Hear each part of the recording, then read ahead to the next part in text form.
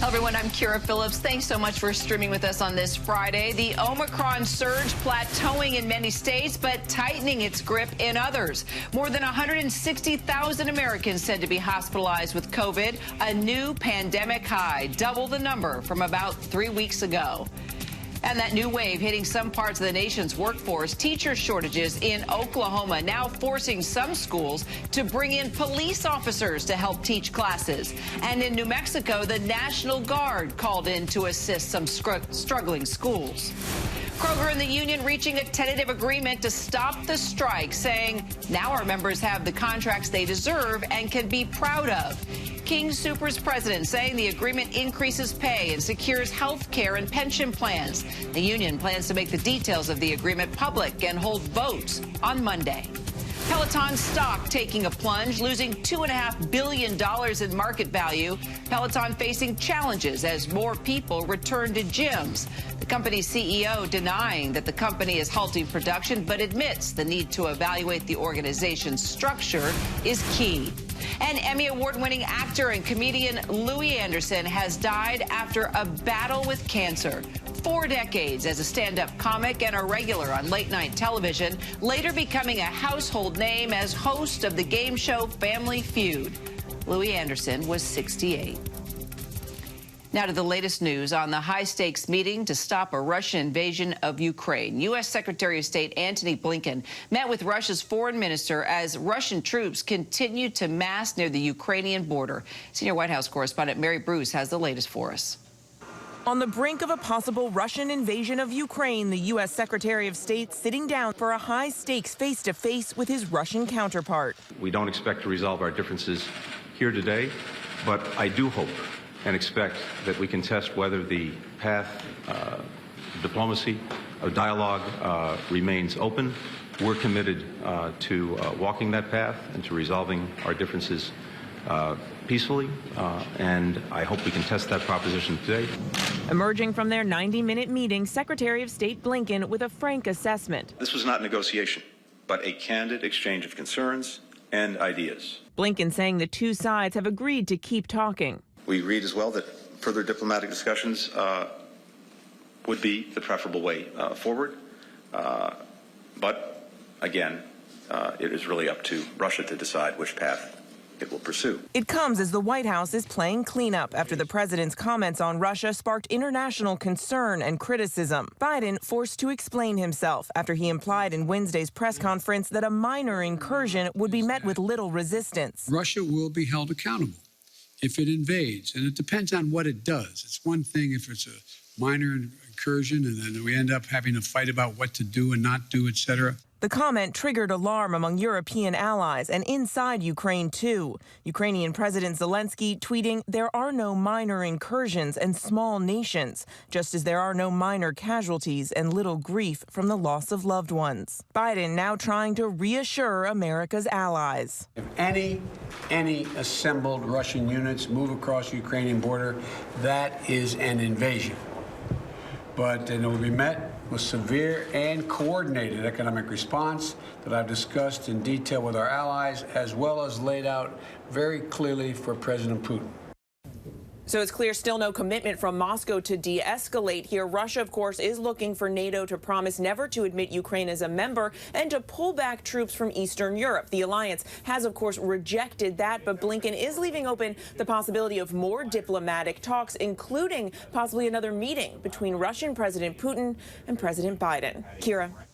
All right, Mary Bruce at the White House for us. Mary, thanks. Ivanka Trump is the first member of former President Trump's family asked to testify before the committee investigating the Capitol insurrection. The committee asking the former White House advisor to answer questions about what was happening behind the scenes the day of that attack. Congressional correspondent Rachel Scott has the latest for us.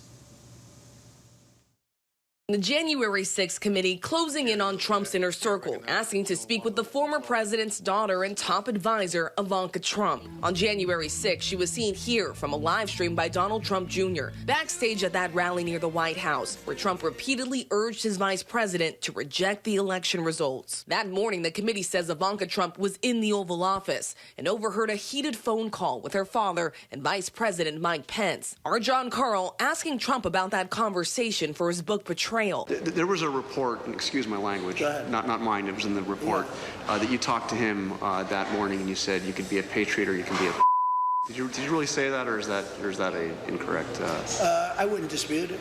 Really? I wouldn't dispute it. And as the chaos unfolded at the Capitol, lawmakers say they have specific evidence that White House officials repeatedly turned to Ivanka Trump to intervene and persuade President Trump to address the ongoing lawlessness and violence on Capitol Hill. We have firsthand testimony that his daughter Ivanka went in at least twice to ask him to please stop this violence. During the attack, she posted this now deleted tweet, calling the rioters American patriots. In a statement, her spokesperson pointing to that post, saying she asked the violence to stop immediately, but declined to say whether she would cooperate with the investigation. And Kira, this is the first member of the Trump family that the committee has asked to meet with. All of this comes just one day after the Supreme Court ruled against the former president, clearing the way for the House Select Committee to obtain hundreds of pages of White House records. We are told they have already started reviewing some of those and are expected to get more in the coming days.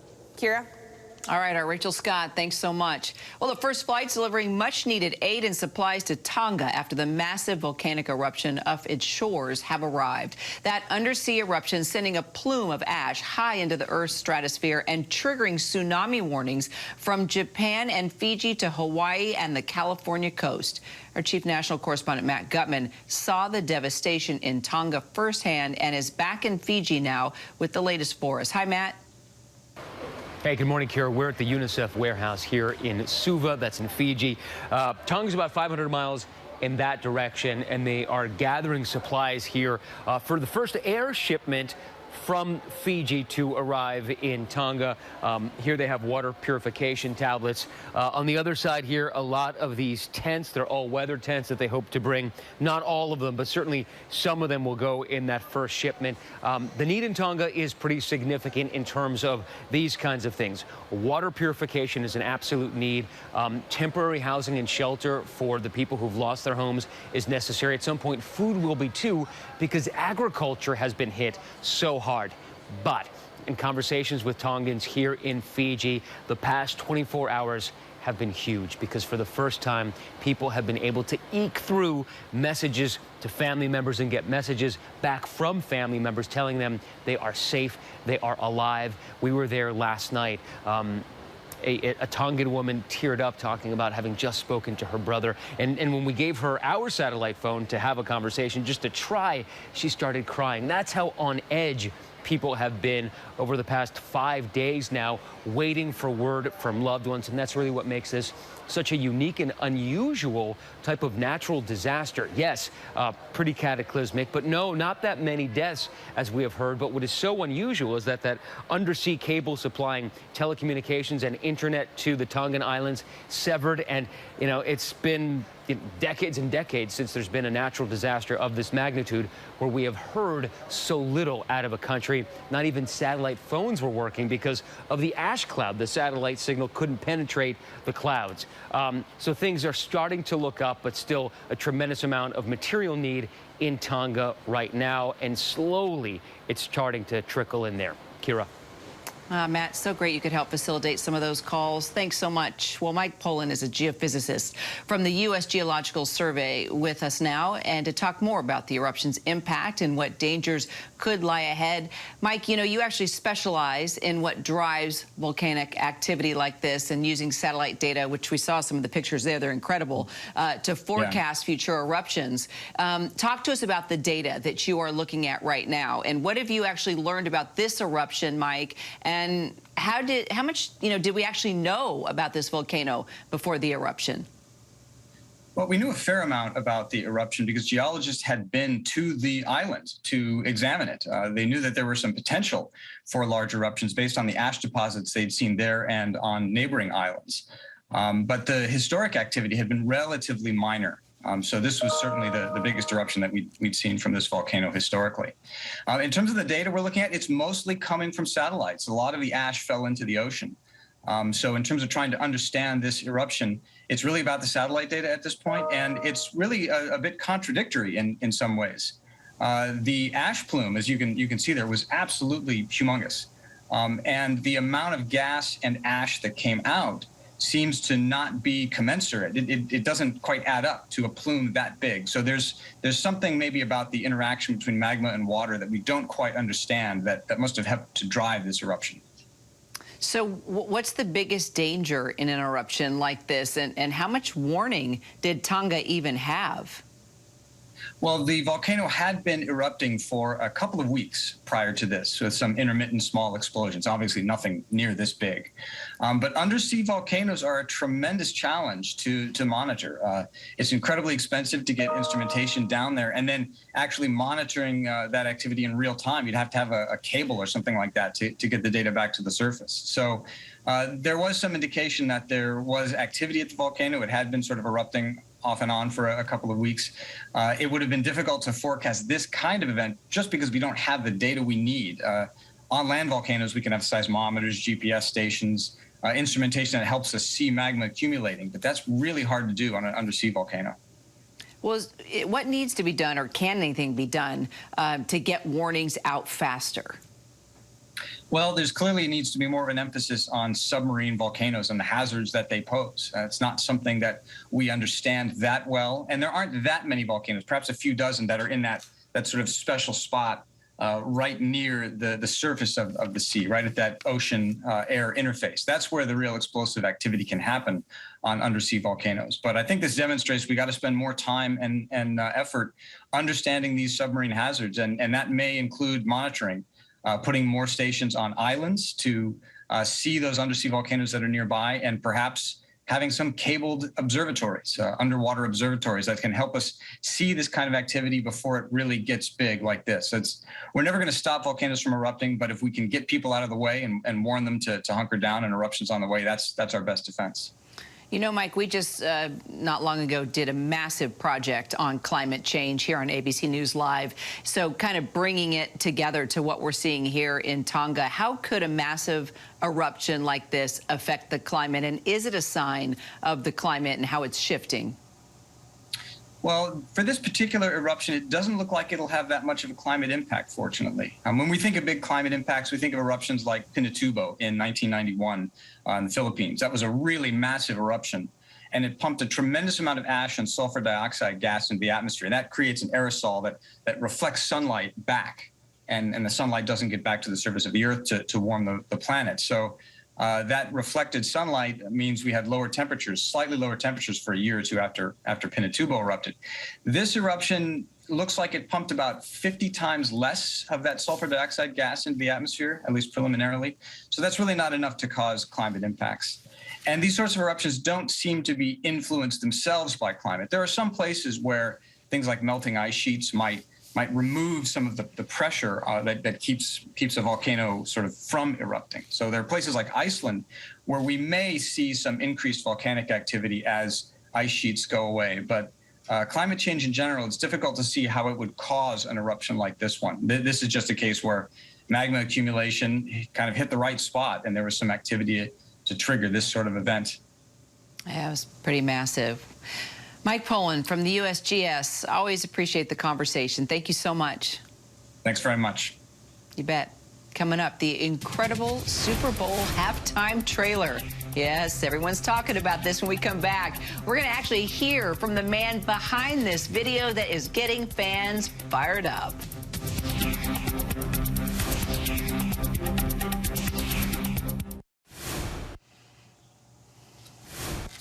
Welcome back to ABC News Live. We are just a few weeks away from Super Bowl 56, and while some will tune in for Tom Brady, as always, we'll be tuning in for that halftime show.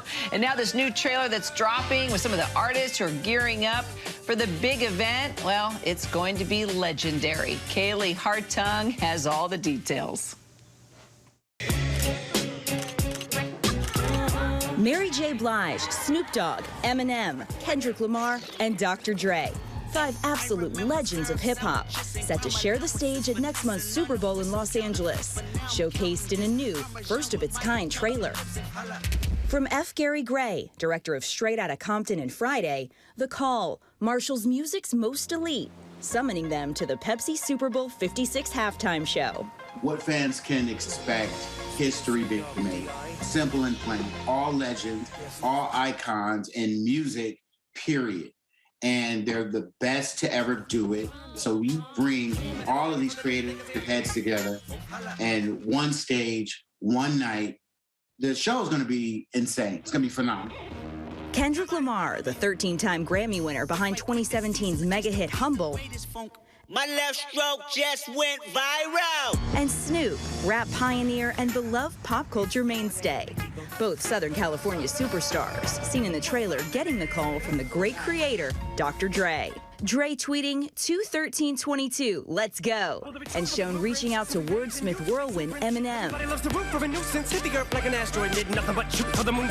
who, like each of the other massive stars now on board, could have readily headlined a halftime show on their own. And the great Mary J.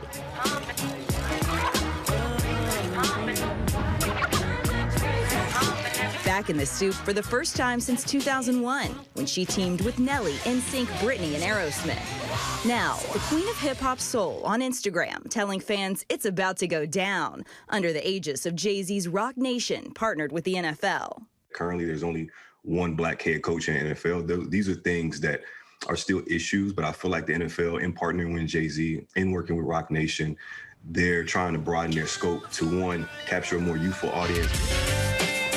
The 12-minute performance expected to feature some of these artists' landmark hits. Its trailer climaxing with California Love as the quintet arrive at SoFi Stadium, where they hope to set it off on February 13th.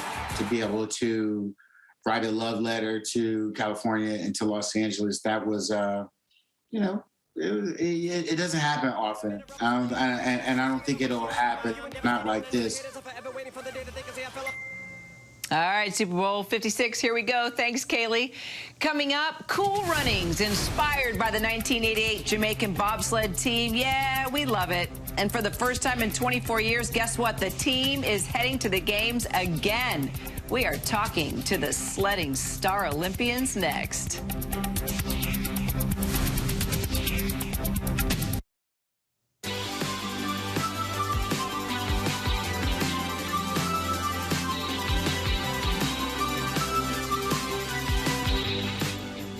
And welcome back. I'm Kira Phillips. You know, it's time for Feel Good Friday, where we bring you a little good news heading into the weekend. So what do you see when you look in the mirror? Now look in the mirror and tell me what you see. I see Junior. You see Junior. Well, you want to know what I see? I see pride. I see power. I see a bad mother who don't take no crap of nobody. So you ready to feel the rhythm, feel the rhyme? Well, get on up. It is bobsled time. You may have recognized that clip from the Disney movie Cool Runnings, inspired by the first appearance of the Jamaican bobsled team in the 1988 Winter Olympics in Calgary. Well, it looks like we have a real-time, real-life sequel happening before our eyes, because for the first time in 24 years, Jamaica will compete in the four-man bobsled after many years of training, injuries, frustrations, even a global pandemic. This team has made history by even qualifying for the games. Joining me now, two of those stars, Jamaican Olympic bobsled team pilot Shawn Wayne Stevens and Jamaican Olympic bobsled team brakeman Matthew Wekpe. Guys, so good to see you. Hey, how you doing? Thank you for having us. You know, okay, you guys are being way too mellow right now, because when we talked before the break, I asked you both. Matthew, what do you see in the mirror? I see pride. I see power. Shawn Wayne? I see pride. I see power. Oh, my goodness gracious. Matthew, you're going to need to goose him in the bobsled, because he's going to need a little more energy here, okay? All right, so... I was supposed to be in the mellow one. Okay. Shawn Wayne, what was your first reaction when you found out you were actually going to the Olympics? No, we're absolutely over the moon. I mean, it's been a rough, there's been a lot of struggles over the last 4 years to obviously achieve what we've achieved. And we've done absolutely everything in our power, and everybody's come together as one team to be able to qualify for the game. So it's been absolutely amazing, and everybody's really excited and can't wait to get to Beijing and perform. Well, I think you can tell we're excited too. Matthew, how about you when you got the news? It was amazing, to be honest. Literally, I started bobsleigh over the lockdown. Charmaine reached out to the Jamaican Sevens team, who I play for as well, and kind of gave me that opportunity, and I said yes. And a year later, being able to call myself an Olympian it's an amazing feeling. Tell you what, you're a renaissance man. I'd love to play all those sports with you. Shaun Wane, Jamaica is not an easy place to train, as we all know, for a winter sport with all the beautiful weather, the tropical climate. And on top of that, you dealt with the pandemic, but you still managed to make the Queen of England laugh. Let's take a look. So how do you train? During the lockdown, unfortunately, with all the gyms and everything closed, we had to sort of resort to unorthodox sort of training methods. So I've been pushing a car up and down the street. I've had to make a gym. Well, I suppose that's one way to train. Okay, I think that's the first time I ever saw the Queen really get a good belly laugh. I love it. You're not only, the team pilot, Shaun Wane, but you also served in the Royal Air Force, which is why you had this connection. Looks like the Queen is digging you. What was it like talking to her? Yeah, no, it was absolutely amazing to be able to obviously speak to Her Majesty and tell her about our unique training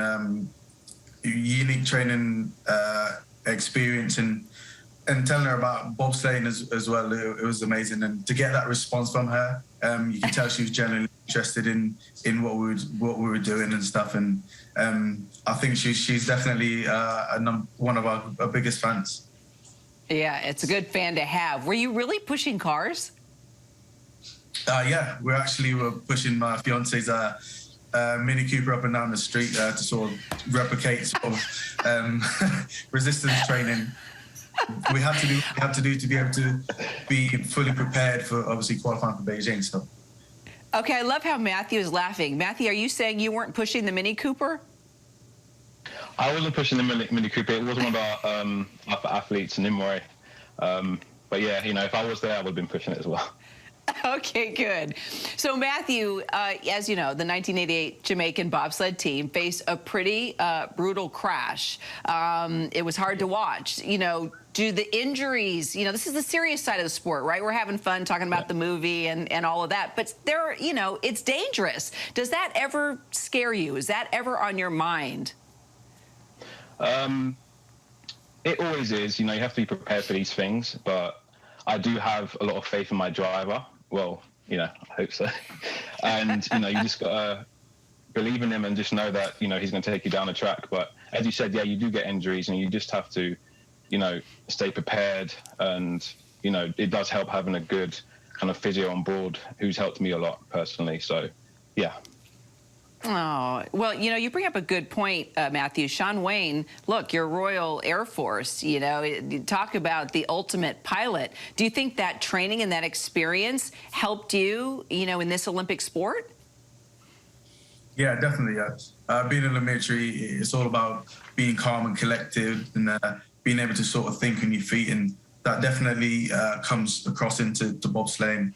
When you're driving a sled, you've got to be calm and collected and being able to think on your feet and being able to process things really, really quickly. So, yeah, it's definitely come across both into military and into sport. But yeah, like Matthew said, the guys have a lot of trust in me, and I also have a lot of trust in the guys as well. So, yeah. Well, Matthew, what do you think? Is there going to be a sequel? Because a lot of people have been asking if there's going to be a Cool Runnings 2 based on you guys. Well, I would love it. It would be amazing. I do have a lucky egg, which isn't actually a lucky egg. So I'll be taking that down the track with me at the games. So, maybe it will prompt some possible sequels. I love it. We are going to be rooting for you guys. Shaun Wane, Matt, so great to have you today. You got us off to a great start for the weekend. Appreciate you both. Thank you for having us. Very much. Absolutely. Good luck. Bring back the gold. You can find more feel-good stories at goodmorningamerica.com. I'm Kira Phillips. Thanks so much for joining us. The news continues here on ABC News Live with all the latest headlines, context, and analysis.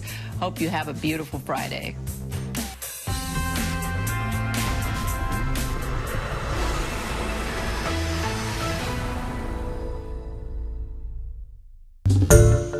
Hi, everyone. George Stephanopoulos here. Thanks for checking out the ABC News YouTube channel. If you'd like to get more videos, show highlights, and watch live event coverage, click on the right over here to subscribe to our channel. And don't forget to download the ABC News app for breaking news alerts. Thanks for watching.